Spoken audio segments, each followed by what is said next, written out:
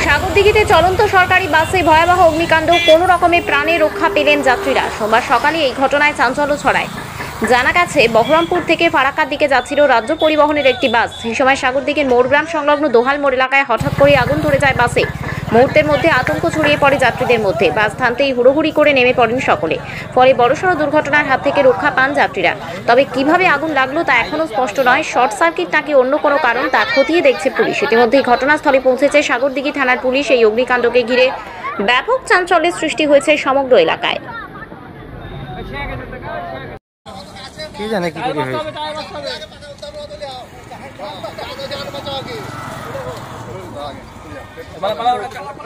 পালাও